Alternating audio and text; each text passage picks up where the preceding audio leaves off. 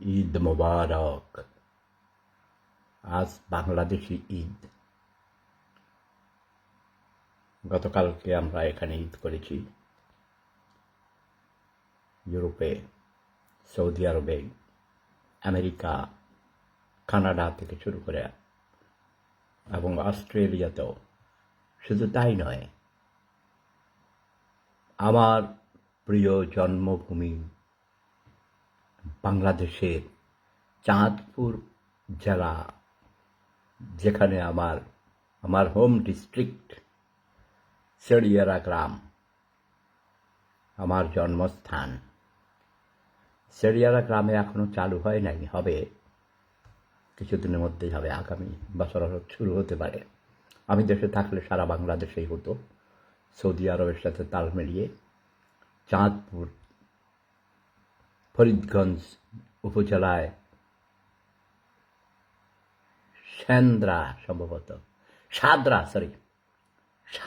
সাদরা মিজি বাড়িতে আমার খালার বাড়ি, রেজু খালাম্মার বাড়ি। এবং সেই সাদরা গ্রাম থেকেই একজন অনেক বড় ওলিয়ে কামেল, মাওলানা, ইসলামিক দার্শনিক চিন্তাবিদ, তার নাম আমি এই মুহূর্তে ভুলে গেছি। তিনি সৌদি আরবের সাথে একই সময়ে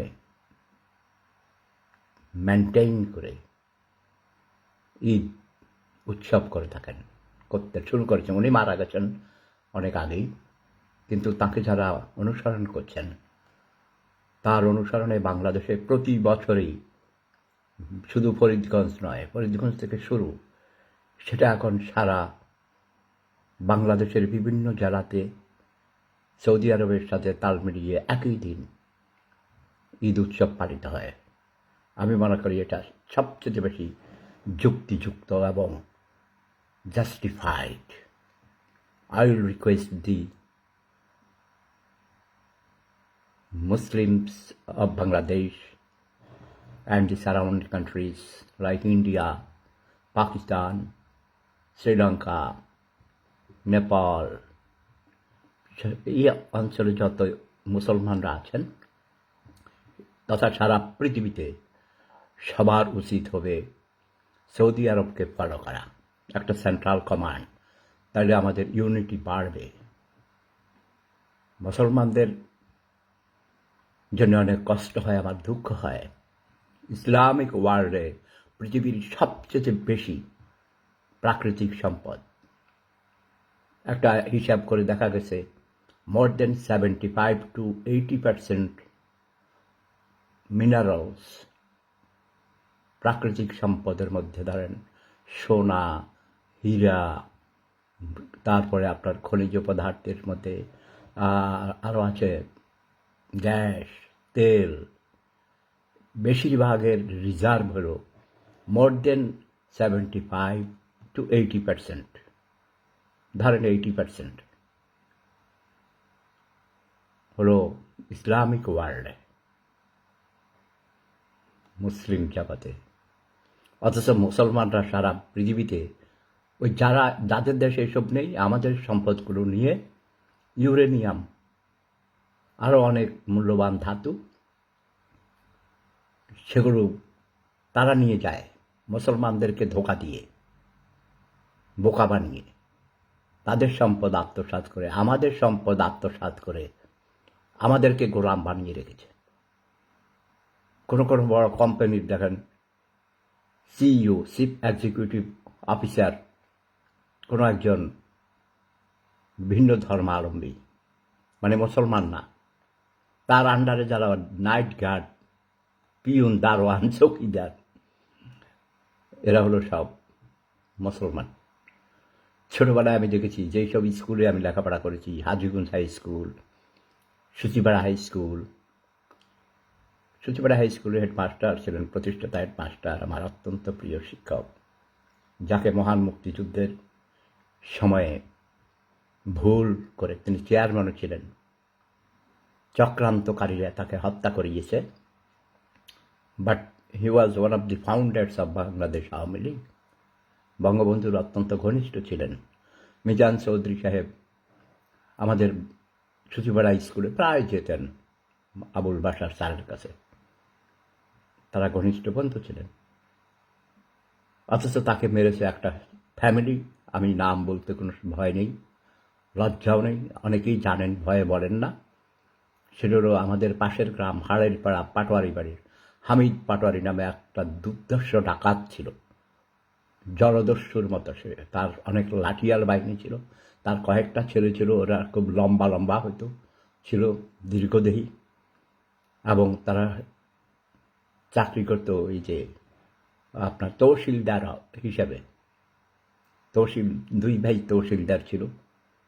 সাত্তার পাটোয়ারি, তার লাইসেন্স করা বন্দুক ছিল। এক রিফিউজি মহিলা, মানে 1947 সালে দেশ ভাগের সময়, ভারত ভাগের সময় কিছু রিফিউজি জায়গা জমি এজ বদল বলা হইতো। ভারতে তাদের জায়গা জমি ছিল, আর বাংলাদেশ এখানকার হিন্দুরা হিন্দুদের সাথে এক্সচেঞ্জ করা হতো। এরকম অনেক বড় সুন্দর বাড়ি।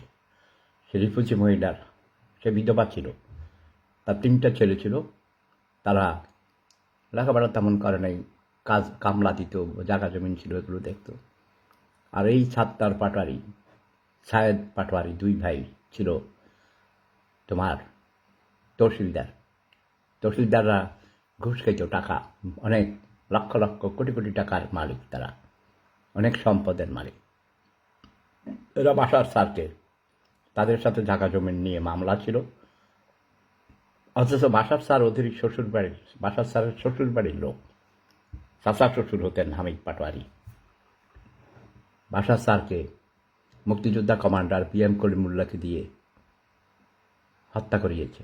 কমরেড BM কলিমুল্লাহ নিজের হাতে গুলি করেছে। অথচ কমরেড BM কলিমুল্লাহর ক্লাসমেট ছিল, বন্ধু ছিল বাসার স্যার।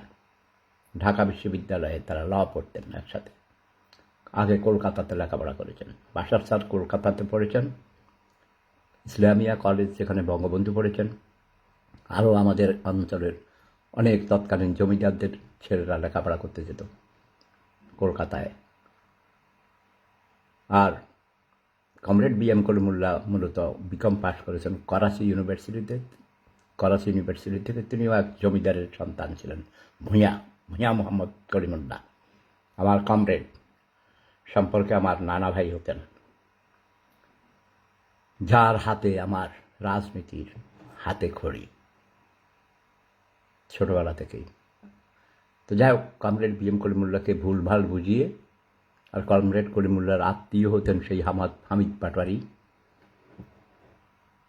সে সুবাদে তাকে ভুল ইনফরমেশন দিয়ে আমার প্রিয় শিক্ষক বা আবুল বাশার স্যারকে, যার স্কুলে আমি 6-7 পড়েছিলাম, পরে আবার SSC পরীক্ষা দিয়েছি আমি সেই স্কুল থেকেই, সুতিপাড়া হাই স্কুল থেকে।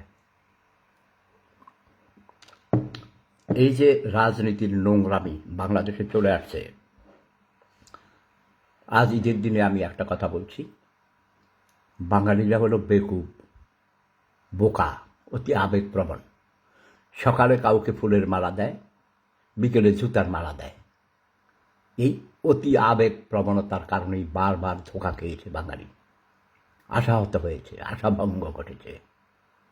কালকে ঈদ উপলক্ষে, ঈদের আগের দিন ডক্টর মোহাম্মদ ইউনূস সাহেব জাতিকে একটা মিথ্যা আশ্বাস দিয়েছেন। মিথ্যা, কারণ সে প্রতারক। তার ব্যক্তি জীবনে তার প্রতারণার ইতিহাস অনেক ভারী, তার প্রতারণার ঝুড়ি বোঝাই হয়ে আছে। আজ ঈদের দিন আমি আপনাদের বেশি বিরক্ত করব না, শুধু এটাই বলবো, সে এপ্রিল ফুল আপনারা শুনেছেন। মানুষকে বোকা বানানোর মাস হলো এপ্রিল মাস, 1 এপ্রিল। সে আপনাদের ধোঁকা দিয়েছে।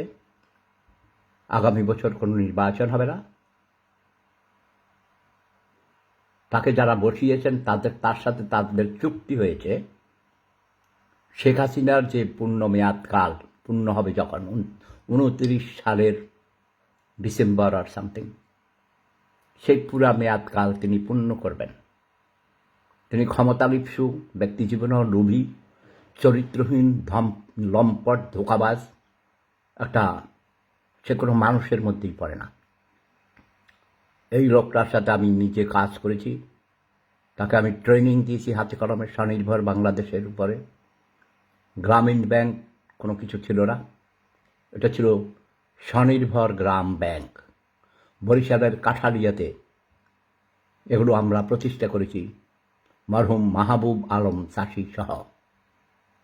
মরহুম ডক্টর এম এ সাত্তার, মরহুম ডক্টর এম এ সাত্তার আমার শাহরাস্তি উপজেলায় তাঁর বাড়ি নাওড়া গ্রামে।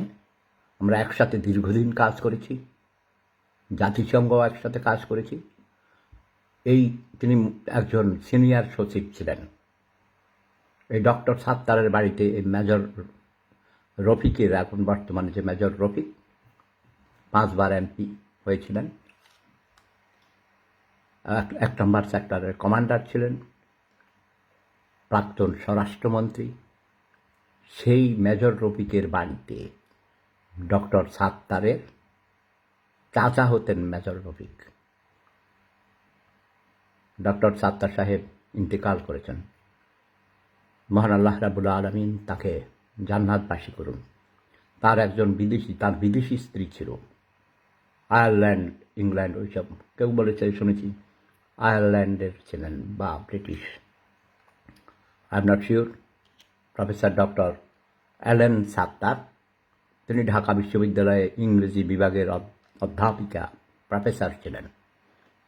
মায়ের জন্য মা, মাদার ফর মাদার, একটি বই লিখেছেন তিনি। তারা স্বামী স্ত্রী বাংলাদেশে শিক্ষা ব্যবস্থা এবং নারীদের উন্নয়নের জন্য, নারীদের লেখাপড়ার জন্য অক্লান্ত পরিশ্রম করেছেন, অনেক প্রতিষ্ঠান তৈরি করে গেছেন। আজ বাংলাদেশে নারী শিক্ষা পুরুষ শিক্ষার চেয়েও বেশি। এর পেছনে ডক্টর এম এ সাত্তার এবং ডক্টর অ্যালেন সাত্তার, এই স্বামী স্ত্রী, এই প্রেমিক প্রেমিকা। ডক্টর সাত্তার প্রেম করে বিবাহ করিয়াছেন একজন বিদেশিনীকে।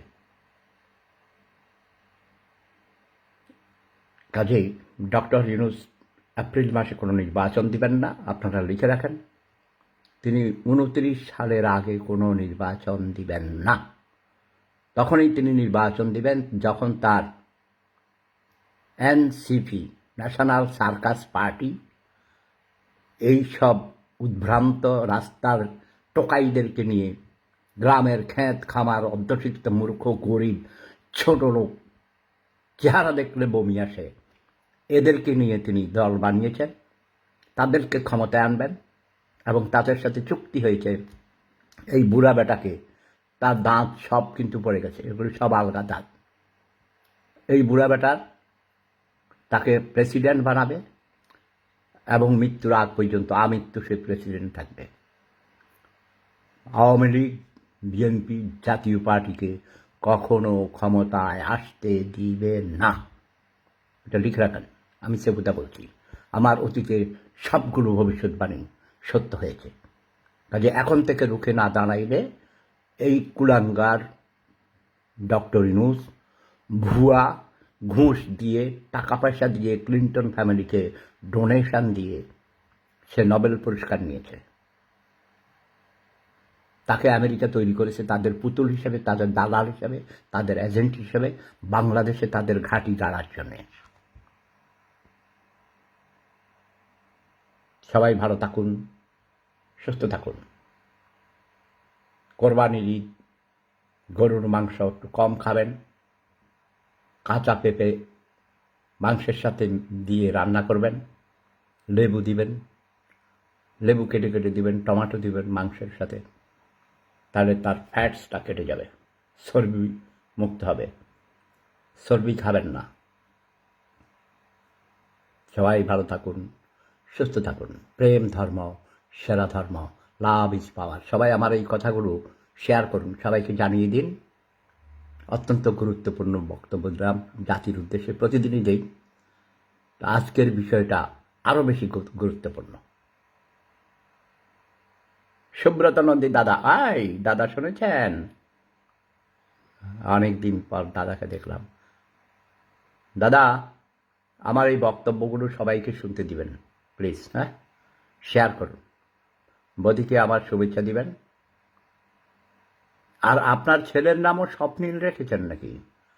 কোথাও দেখেছি মনে হয়। আমার একমাত্র সন্তান, আমার ছেলের নাম স্বপ্নিল।